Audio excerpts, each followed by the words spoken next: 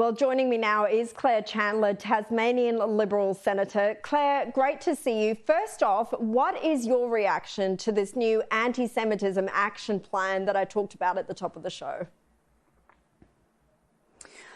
Thanks for having me on the show, Caroline. And look, I thought your comments at the top of the show were spot on. There seems to be an awful lot of considering of these recommendations that will now be underway by the Albanese government rather than actually putting them into action. And I think, we know that this review has been underway for some time. I don't think that the recommendations were revolutionary or unheard of. Now is the time for Anthony Albanese and his government to stand up and say enough is enough. We are going to put these recommendations into action. So a fantastic piece of work by the anti-Semitism special envoy, but like I say, a disappointing response from the government in not, saying here today, we're going to do this. I know, it would have been such an easy opportunity to at least implement some of them. Look, let's move on to your party now. And we have an opposition leader who is clearly trying to brand herself as pro-women. There are photos that are out today in the Women's Weekly showcasing shots of Susan Lee with her granddaughter Sage, who calls her Glammy, which is lovely, plus a horrifying story about the night she had to draw a gun on a menacing man. But Claire, one of the criticisms I've made on air before about Susan Lee is that she's talked very publicly about supporting women, but demoted talented female performers like yourself out of the shadow cabinet. I mean, what do you think of this attempt to rebrand the Liberals as more women-friendly? Oh, look, I don't think anyone out there in Australia, is looking at the Liberal Party's performance at the last election and thinking that we have a good record when it comes to engaging with women.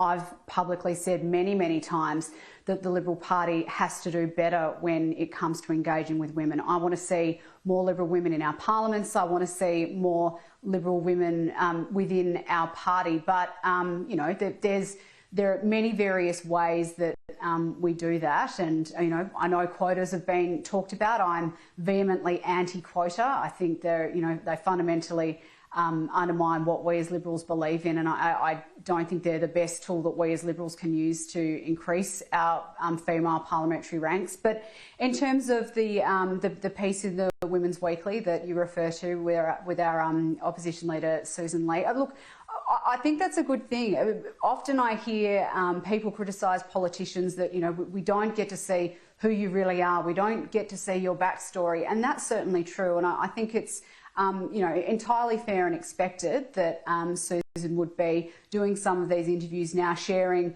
her personal stories with Australians, just as Peter Dutton, Scott Morrison, many of our Liberal leaders have done before. Well, look, let's move on to Albanese now. There are fears that Australia could be asked to pay more for nuclear submarines as part of the Pentagon's review into the AUKUS deal.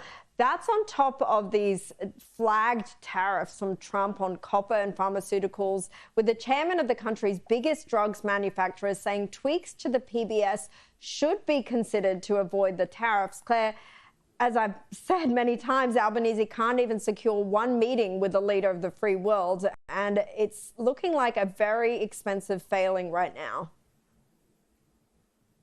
Well, that's certainly right. And I think it's been about 247 days since President Trump was elected, and our Prime Minister hasn't been able to secure a meeting with him in that time. Now, I think as our closest ally, that securing a meeting with President Trump after his election should have been a pretty high priority for Prime Minister Albanese, and it's incredibly disappointing that that hasn't happened yet.